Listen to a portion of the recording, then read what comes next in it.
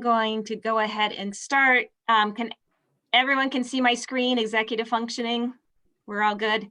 All right, so I am Pam Moorman. I am a STEM coach. Hold on, one more person.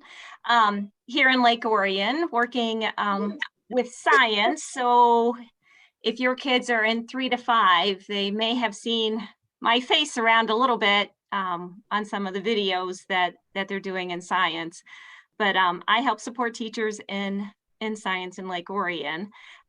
Amy is my going to be monitoring the chat with you guys tonight. So if you have any questions or comments, you can put them in the chat and she'll interrupt me as needed as we go forward.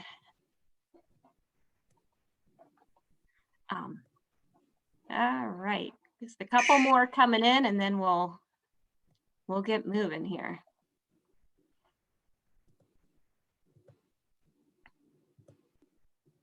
All right, I'm going to go ahead and get started because I feel like this is going to take us a while to get through. There's a lot to learn in executive functioning. So thank you all for being here. I know this is a very stressful time, and this is just one more way that you can support your children's ability to get things done. So this is what we're going to do today. I'm going to start with the it's done. So by the time we're done today, you're going to be able to describe what executive functions are.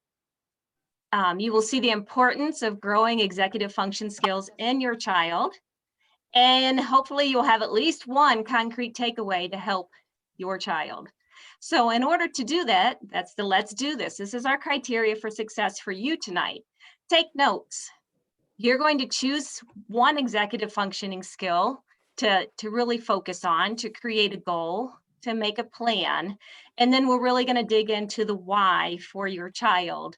Why is this a good thing that they need to work on? So in order to get ready, just make sure you have a pen, some paper, something to take notes. All right, so the introduction to executive functioning, what we're going to do first is it's a 9-minute video, so it's a bit long, but it is so good that I just really felt like it was really important to share with you about what is executive functioning skills, especially now in this remote world. So just take a listen and see if you can get a takeaway from this. Today we're going to talk about homework strategies for parents to tame virtual schooling by really developing our executive functioning skills. Hi, my name is Dr. Susan Kosetsky, and I'm joined with my colleague, Diane Katakowski, to put together these materials to help parents who are finding themselves at home doing lots of assistance with school and homework. Probably the hardest part of parenting is to learn to stop constantly telling my kids what to do. It is much easier to give the orders than to have them figure it out. During this COVID-19 pandemic, when kids are at home, expected to do independent work, it has been especially hard. I could tell them what to work on, when to work on it, and how to get it done. But this leaves them relying on me for the cues. And it makes me feel a little overwhelmed with managing my own work tasks and theirs. Let's face it, for most families, getting homework completed was difficult during the school year and can feel unmanageable as we move to schooling at home. Today, we're going to talk about a couple ways to get kids more independent with planning skills and task execution. 2 ideas for parents to keep in mind when they are helping their child to manage schoolwork. First, time management actually starts with a mental image or a visual dress rehearsal, not a to-do list. Second, many skills like task planning, task execution, and self-monitoring are all dependent on being able to sense the passage of time. What is executive functioning skills? Executive functioning may not be a term familiar to many parents. It's a set of skills that allows us to make goals and really get things done.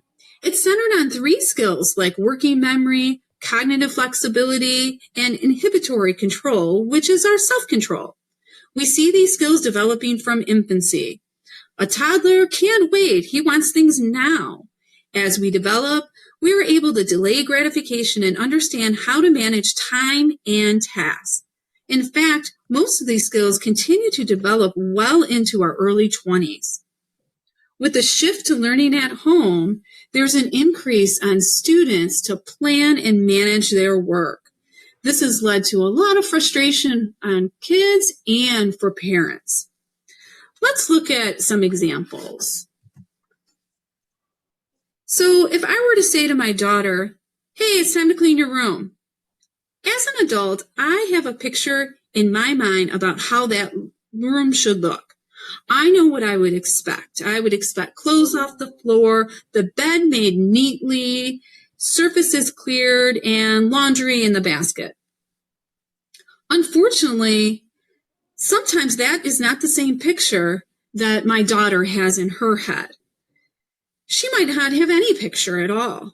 She may go up the stairs, forget why she's in the room, flurry around the room, start putting things away in not a very organized fashion. She might get distracted and the room's not complete. This leads to parents being frustrated and actually kids being frustrated too. Let's look at a school example of how executive functioning works in schools. Let's say we have a student here who has good executive functioning skills. The teacher assigns a persuasive writing assignment instantly. This student generates a picture in her head. She thinks about the time that she has to get started in class. She has a picture of how it's going to look in the end, and she starts to picture the details that are going to be in her writing assignment.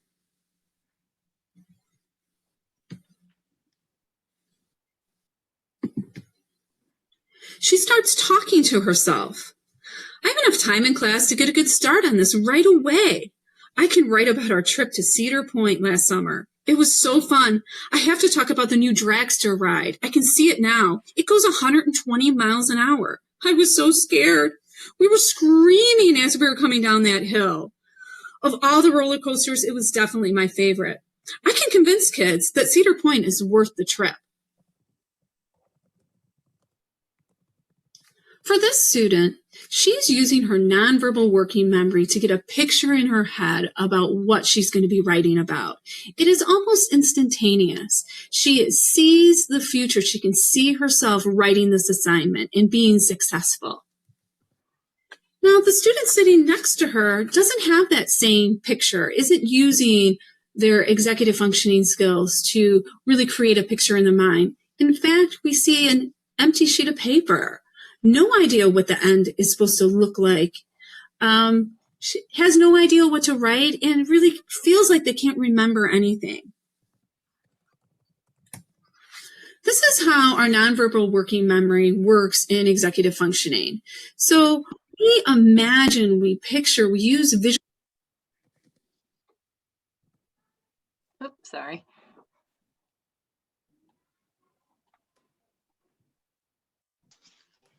Visualization skills to help us picture the steps to accomplish a task, to see yourself in the future accomplishing it, to see yourself moving through time and space. We create some if-then statements. If we do this, then something good will happen. Then we use our verbalization skills or our self-talk to guide our thinking, our planning, and our task execution. To really be successful, we've got to have that picture in our mind. And for far too many kids, they don't have that picture in their mind. And this leaves them with little positive self-talk, more feelings of feeling overwhelmed and increased anxiety when they just feel like they're a beat behind. So what I want to say and talk about with parents is task management actually begins with the time horizon. A major part of planning is understanding the passage of time. The passage of time is really developmental. When we give a task that doesn't recognize their time horizon, we could really end up in a disaster. This is why a high school student that hasn't started their midterm project that's due at the end of the week is not panicking, and you as adults are panicking. It's just not in their time horizon yet. A 2-year-old's time horizon is now. It's immediate. When we get to a first grader, maybe it's 1 to 3 hours in the future. A 12-year-old might be a day or 2 days in the future. It's very hard to manage tasks and plans when you can't see into the future or that future event. And really, our understanding begins only when the event enters the time horizon of the child. For some kids, this is just developmental, and others might have a delay in executive functioning where it might be 20 to 30% delayed. So if you're a 14-year-old, you might have more of a time horizon, more like a 10-year-old. So let me give you an example. My 9-year-old daughter was auditioning for a play, and it was on a Monday. And I encouraged her to practice her lines many times during the week. She did not seem very worried about it at all.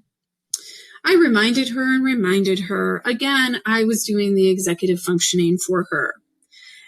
That Sunday, I reminded her again that the play was the next day and she ought to really practice her lines. To which she abruptly said, "The audition is tomorrow? No one told me it was tomorrow. I didn't know it was on Monday." Now the panic monster had come for a visit. This is an example that the audition was really not in her time horizon until it was much closer. So while I was planning out a week in advance, she was really could only plan out a day in advance. So let's talk about how we can help kids plan out some multi-step. All right. So those of you who just joined, I did invite a few. Again, I'm Pam Mormon. I'm one of the STEM coaches here in Lake Orion.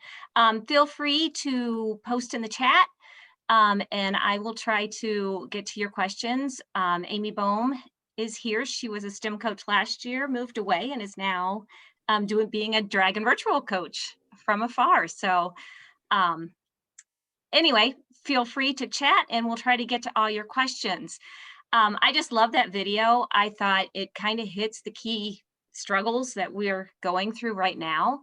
So now I just want to dig a little bit deeper. So from that video, executive functioning are the thinking skills that we need to select and make goals or solve problems, but it's also the ability to manage our behaviors along the way.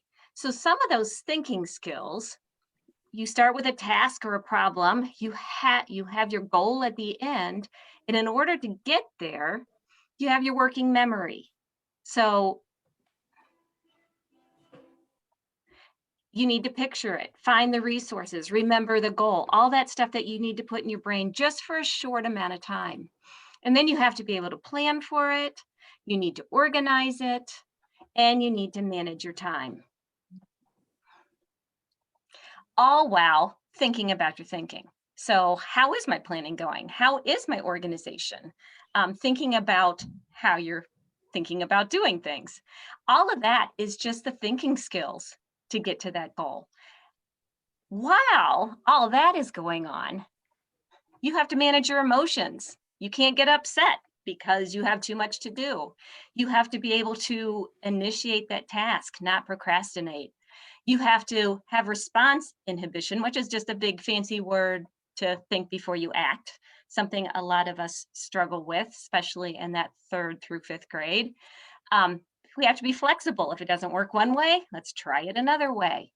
We have to be able to sustain our attention in spite of being distracted, in spite of being fatigued, or really even just bored.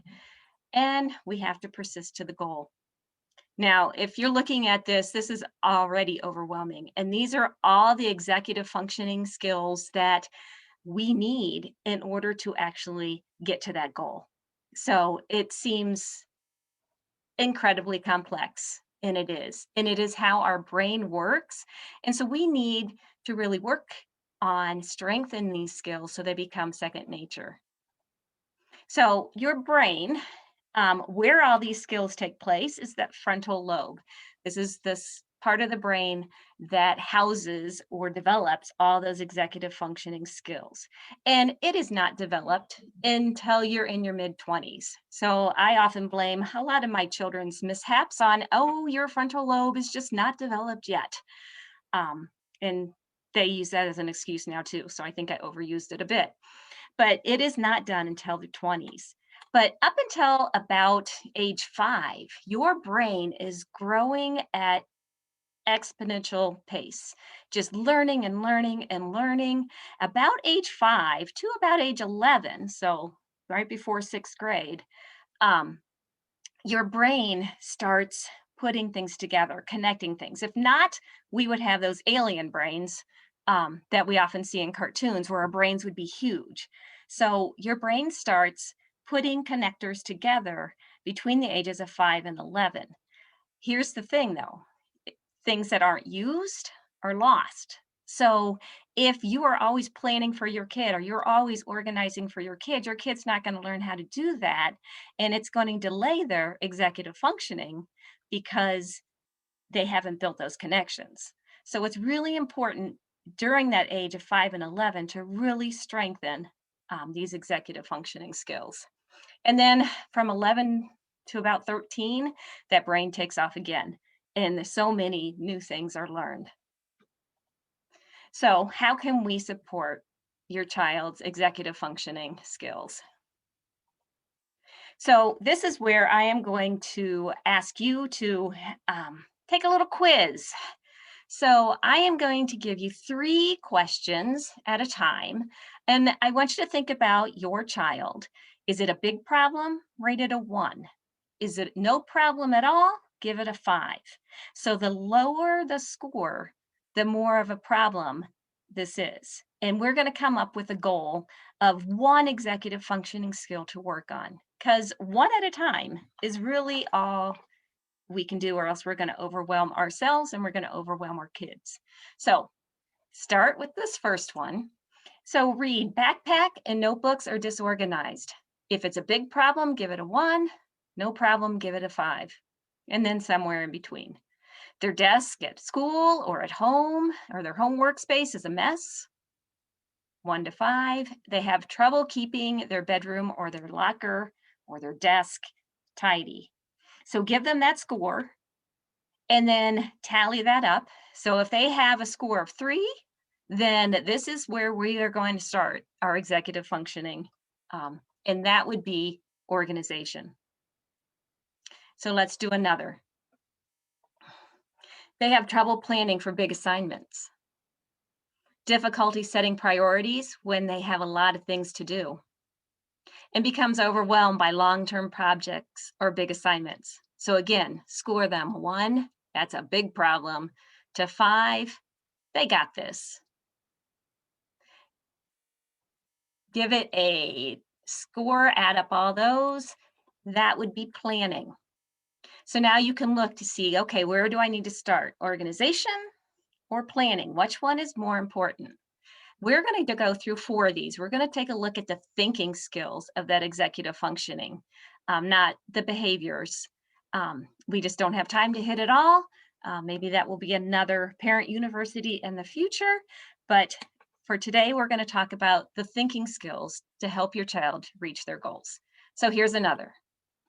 What happens? How do you score your child on? Then they are always saying, I'll do it later, and then forgets about it. Or they forget their homework assignments, or forget to bring home their needed materials, or they lose or misplace belongings such as coats, mittens, sports equipment, etc. So again, 1 big problem, 5 no problem at all. Maybe they're somewhere in between. Add it up. That would be their working memory. And the very last one that we are going to focus on today, they have a hard time estimating how long it takes to do something, such as an assignment. They often don't finish their work on time, or they rush to get it done because they didn't leave enough time, or they're slow just getting ready for things, appointments, school, changing subjects. 1 big problem, 5 no problem at all. Give a score for each one. That would be their time management. So put a star next to the one that, or maybe you want to rank them 1, 2, 3, or 4. Where am I going to start with my child? What am I going to do next, the next, the next to help them with these executive functioning skills? So hopefully you have one. You've established the executive functioning skill: organization, working memory, planning, or time management. What we're going to do today is we are going to create a goal for those, make a plan. Think about the why. How are we going to teach this to our child? How are we going to get our child to buy into this? Hopefully some sort of visual. What supports are we going to start with? Do we need incentives? Do we have to bribe them to get them going at first? And then one big piece that we often forget that me as science coach, as I am always trying to get, is that data. So we are going to actually collect data because we don't know how well we're doing unless we collect data, and then we need to analyze it, look at it. And your kid needs to know that. Are they getting better? Do we need to change what we're doing? And then those next steps, when and how you will evaluate how it's going. So I put this baby gate here just to give you the sense that, yes, we want our children to be independent, to internalize it so they can handle it on their own, but we may have to start with a little bit of the heavy lifting. When your child was a baby, we didn't trust them not to try to go down the steps. We put the baby gate in place to protect them. When they're 6, they don't need that baby gate anymore. So that is what we're going to try to do with these executive functionings as well. So start with supports, and then eventually, as they get used to it, we will take those supports away. So we're going to start with that organize. So if this is the one that you decided was where your child needed to start, this is going to be the section for you. And I'm always going to start here with the why, because your child needs to see this as important. If for no other reason than to get you off their back, that's all right. So we're going to start with the why. So again, this is where they were disorganized: their backpack, their notebooks, their desk, or their homework space, their bedroom's a mess. This is why you pick this organization piece. A lot of these slides, Eve Coates, these are slides that I used to share with my students in 5th grade. She has slides for every executive function that are kid friendly. So that might be something you want to look into if you want to share this why with your student. And of course, this will also be on the Parent University page. But the organization, the why. So when you're disorganized, it makes it harder to learn.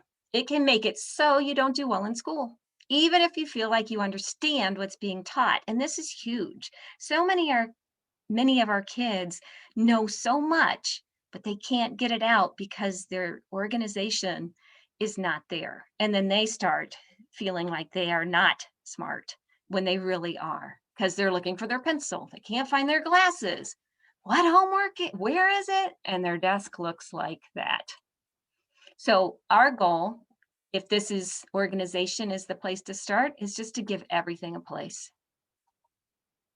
That's because when things are disorganized and messy, your brain just gets distracted.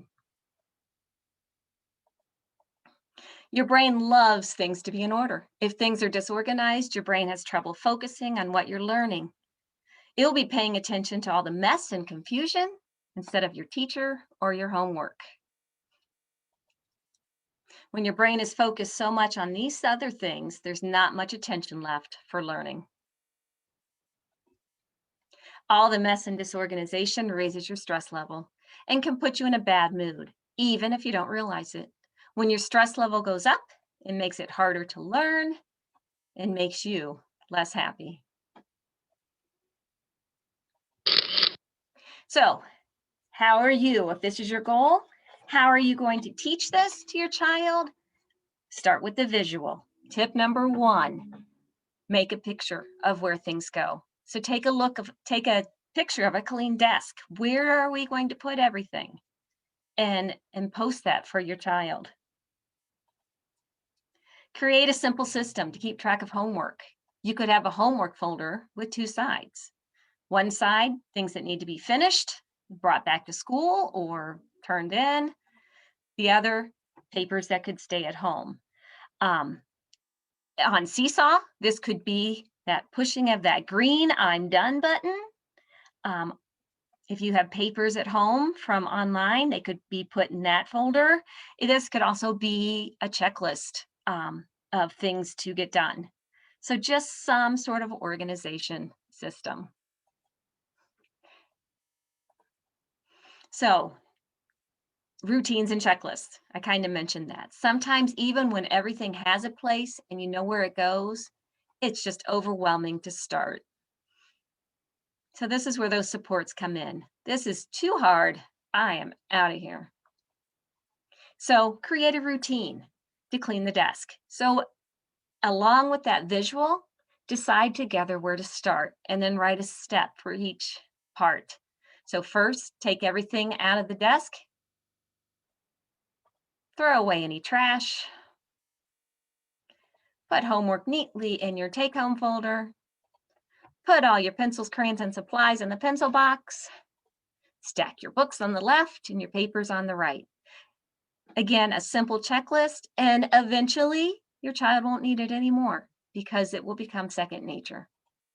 So you can have checklists and routines throughout the day. Routine before they go home. You could have a routine before they start their Seesaw in the morning. A checklist to clean their room. A checklist to make sure they have everything in their backpack for the next day. So with my eldest son, we had a checklist, a flow chart actually, on the garage door before he left. And one of the things on the flow chart actually was, do you have socks on? Because I don't know how many times I had to send him back for socks. So you know your child.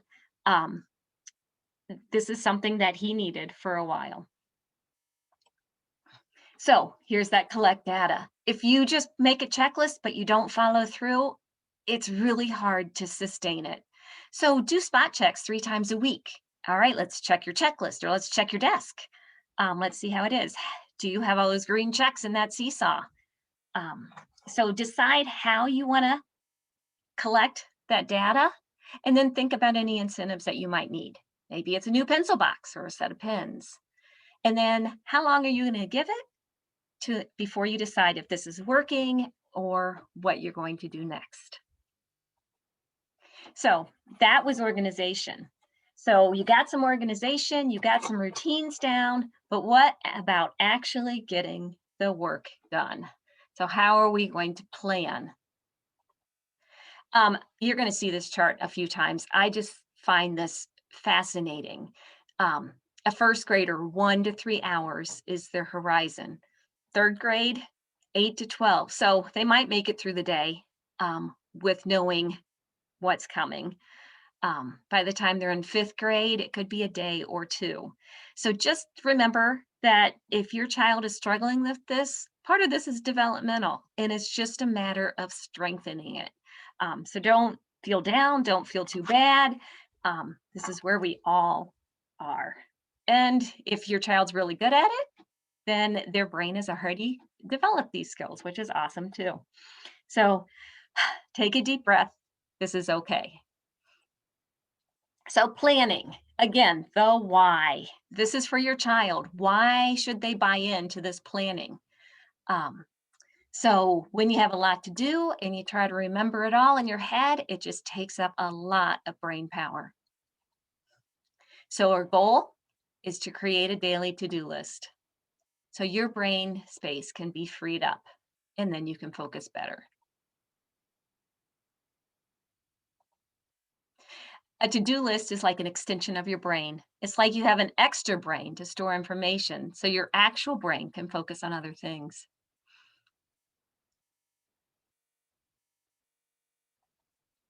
After you finish something, cross it off.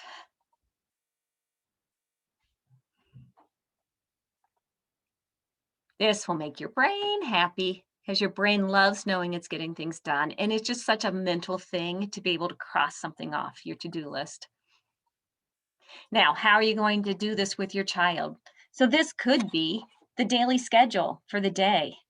Do a scavenger hunt with your kid. Like, where is your daily schedule? And it might be just printing that off and using that as your checklist.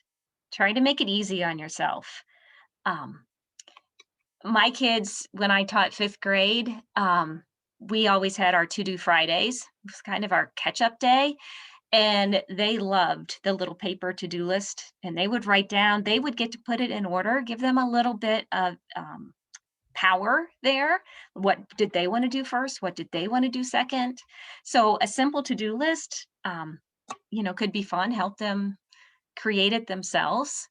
And then again, collecting that data, it could be just collecting these sheets and say, well, today you got 80% of everything done. All right, let's see how tomorrow goes. Or give it a score. No, today was a 5. Whoo! And again, graph it. Your children need to see that you're keeping track, that they're doing better. And again, by doing this, they're going to have some free time. So maybe that could be a built-in incentive. And then again, how are you going to evaluate how it's going? So sit down and talk about it. Now, big projects. Remember, their horizon is only a day or two. So if they have something due in a week or so, it's going to need to be broken down. So by Monday, this is what you need. On Tuesday, this is what you need. Teachers in Lake Orion are really good at breaking these tasks down, but sometimes they will definitely need to do that. Just remember that time horizon and how much you're going to have to break it down. For this, a calendar is great. A calendar is also great for things like sports. Draw pictures so that they can see it. I use a calendar to write down my weekly meals. And when I do that, I'm much less likely to like, oh, let's just get a pizza tonight, because it's there and it's planned. And I'm like, yes, I have this stuff.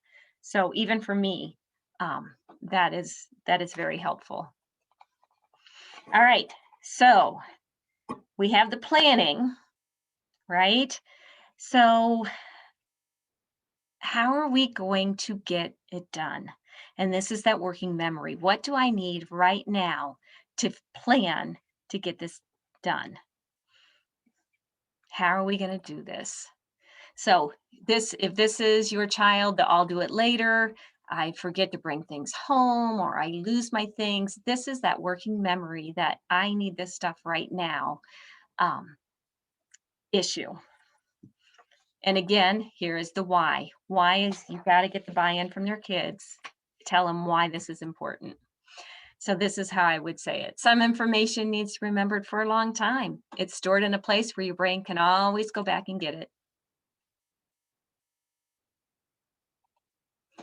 Think of this as like a filing cabinet. It has a lot of room and your brain can always go and get what it needs. That is not working memory. Some information only needs to be remembered for a little bit, so it's stored in a different place that holds on to memories for a shorter time. You can think of this type of memory storage like a backpack. It doesn't have as much space and it gets emptied out often, so more information can be stored. An example of information kept in this storage place is like what you ate for dinner last night. Do you remember what you had for dinner last night? Do you remember what you had for dinner 1 month ago? You probably don't remember. That's because your brain stores this kind of information for only a short period of time and then empties it out, so your brain has more room to store new memories. Some information is only stored for a very short time, and it's not put into any type of longer storage. The information is held in your brain for just a little bit and then it leaves. So you can think of this type of memory like trying to hold things in your hand. You can only hold on to so much. And if you want to pick something else up, you need to put something else down first. This is your working memory. So an example of information that is stored in this area is when your teacher gives you directions. Your brain only holds on to it until you've completed the direction, then it lets it go. So the teacher might say first, write your name, answer the questions, turn it in on my desk. Write your name, answer the questions, turn it in.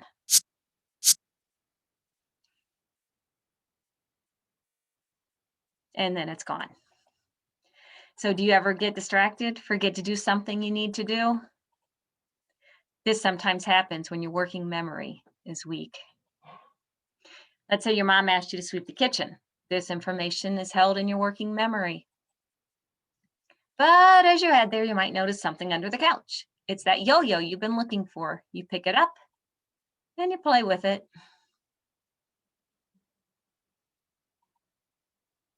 Because your working memory only holds a small amount, you completely forgot about the sweeping.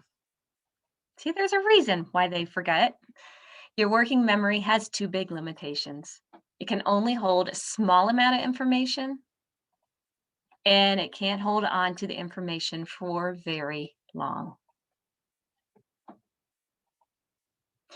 But you can learn tricks to hold a little bit more information. So our goal in this case is to trick our brain. You can, okay, so trick number one, and this is the trick, to say it. That visualize piece is really important, and then to write it. Say it. Instead of only listening, say out loud what you need to do or remember. This is a great thing. Say it back to me. What do you need to do? Teachers do this all the time. So turn and tell your partner what it is that you needed to do.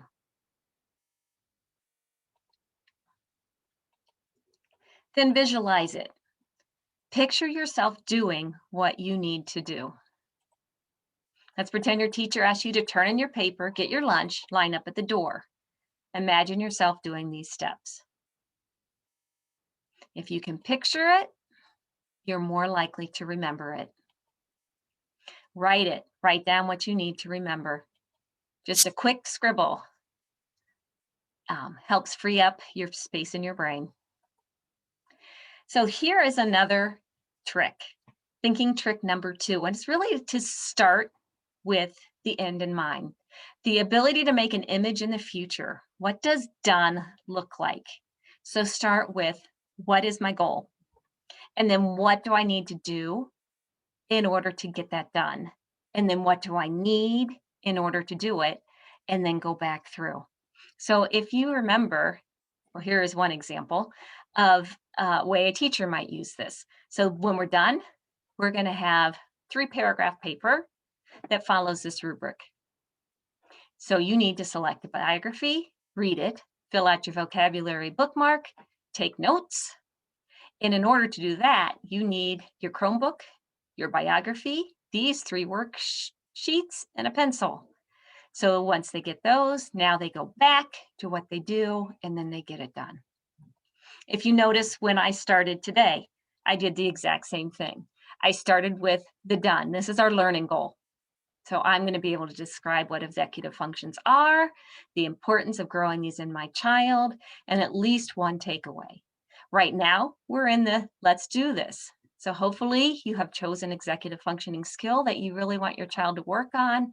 You've thought about the goal, started creating your plan. How am I going to teach this to my child, and why? How am I going to get them to buy into it? And then as we're making our plan, we're thinking about the supports we're using, the data we're going to collect, and how successful did we feel. So this might be an example of how you might collect data for this working memory. Do you know your learning goal? Do you know what success looks like? Can you picture it? What materials do you need? And it could be a simple checklist, or it could be a simple, did you say it out loud? Did you visualize it? Did you write anything down? Yes or no? And you could collect data that way. Again, make it simple. So the last piece is this passage of time. So a lot of times kids think they're ready, but they just mess up the time piece. They think things aren't going to take them as long as they should. So we need to help them practice this time piece. Again, I'm coming back here. Just remember what their time horizon is. So we're not expecting, them to remember 3 weeks out what they need to do. It's not going to happen. So If your child has a hard time estimating, doesn't finish their work on time, or slow to get ready for things, this is for you. This is the why. This is what you want to share with your child. So time management skills can help you with things like estimating how long something's going to take, deciding what you have time to do, and choosing what things are the most important when you don't have enough time to do everything. So when you're young, you can rely on adults to help manage your time. It's time to go. But as you get older, you'll need to manage these skills by yourself. What do you think would happen if no one had time management skills? You might have to wait hours at the bus stop because the bus driver lost track of time. You might get dropped off way too early for a party because your parent wasn't good at estimating how long it would take to get there. A lesson might go too long and you get out late from school because your teacher didn't plan how long the lesson would take. So here's an example. Gloria was watching a movie when her mom came to tell her she needed to be dressed and ready to go to her cousin's wedding by 3. She kept watching the movie and waited until just a couple minutes before 3 to start getting ready. She thought it wouldn't take long. It ended up taking her 15 minutes to get dressed, use the bathroom, brush her hair, and get her shoes on. And by then, they were late and they were both upset. That evening, she was reading a great book and she didn't want to stop. She knew she had homework to do the next day, so she quickly looked it over, figured it would only take her a few minutes, and decided to do it right when she got to school in the morning before the bell rang. Well, she started right when she got to school, but she only got 2 problems done and she had 18 left to go. That first part of time management is learning how to estimate how long things will take. And at first, it's going to be hard, but with practice, you will get better.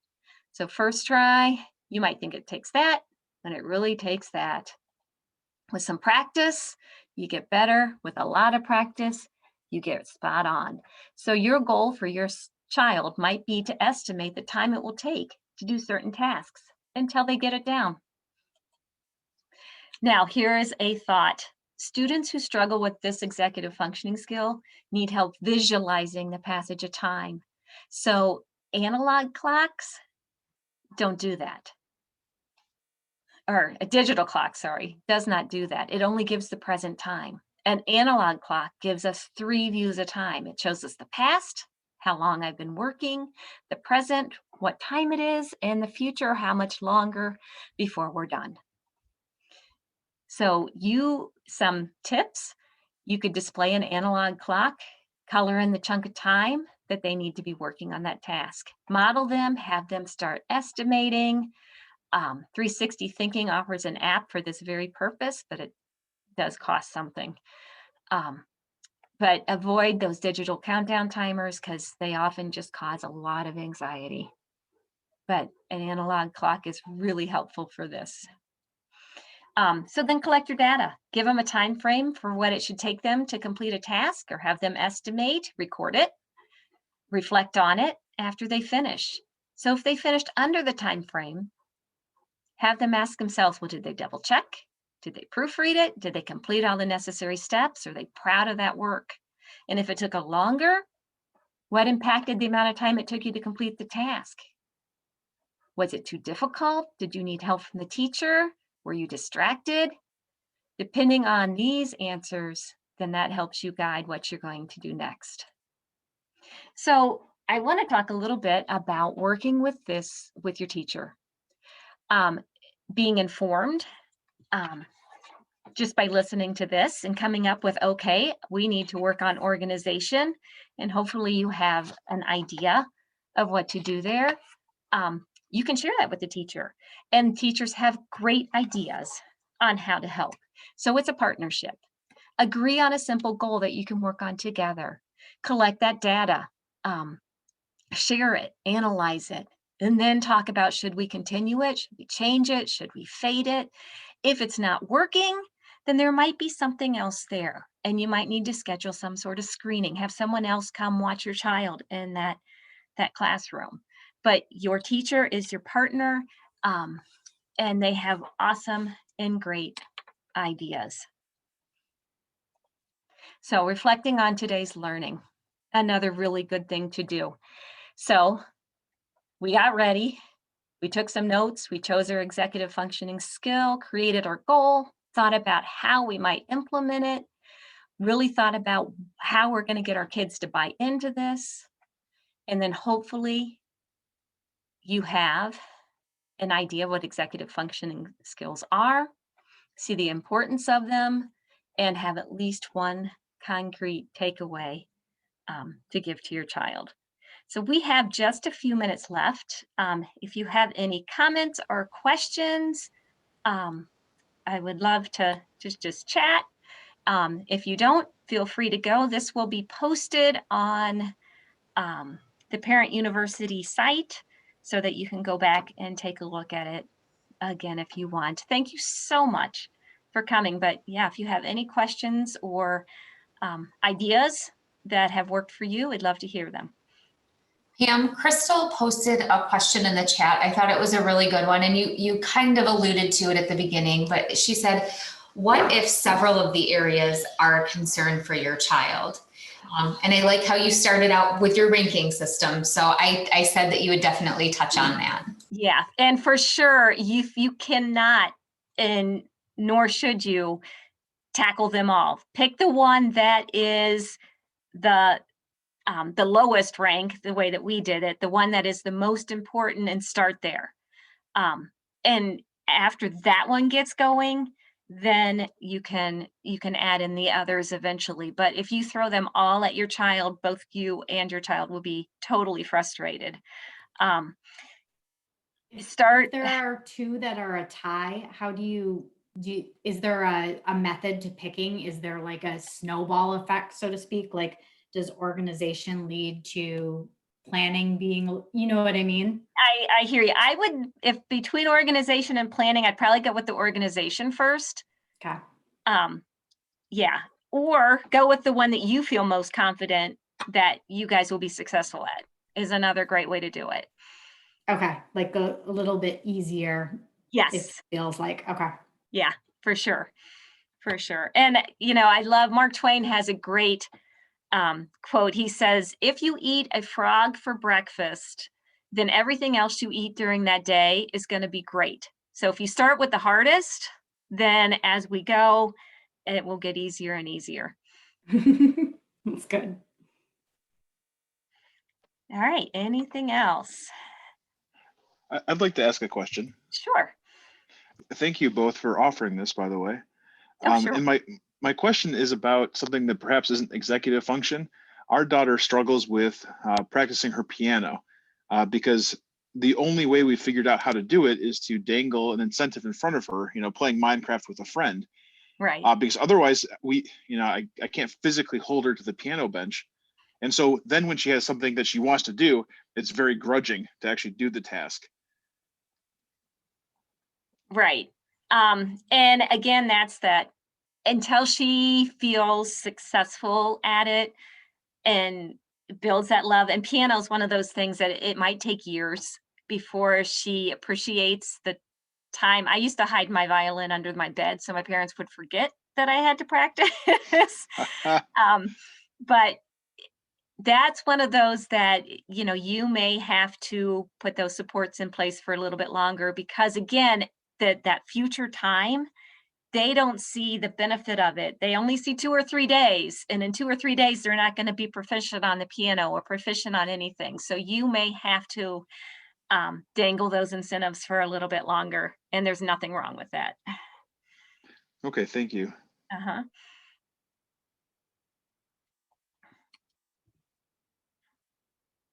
All right, anybody else? All right, well, I hope this was, you got at least one good takeaway. I'd love to hear a takeaway, something that you think that you might be able to use tomorrow. I'd love to hear something that you might want to try. The visualization of Yeah. like you're organizing your desk. I can use that for lots and lots of things. Yeah, and it's so important, just taking a picture of it so that they have that is such, and it's not a hard thing to do, which is great. Thank you for sharing. Pam, something that when you were going over this presentation with me that you reminded me of is using a checklist and also the impact of a success and what that can have. And we kind of moved away from checklists in our family, but my kids have been asking for them now because they do help them prioritize and succeed better at what they're trying to do. So I think that's just a really good point that once you have one of those small successes, it will build and grow into a larger success. All right. Well, if we have nothing else, I'm going to let you guys go. Thank you again for participating. And again, this will be on Parent University. So even these slides will be there if you wanted to share them with your child to get them that why going. So thank you very much. And I'm going to stop the recording now.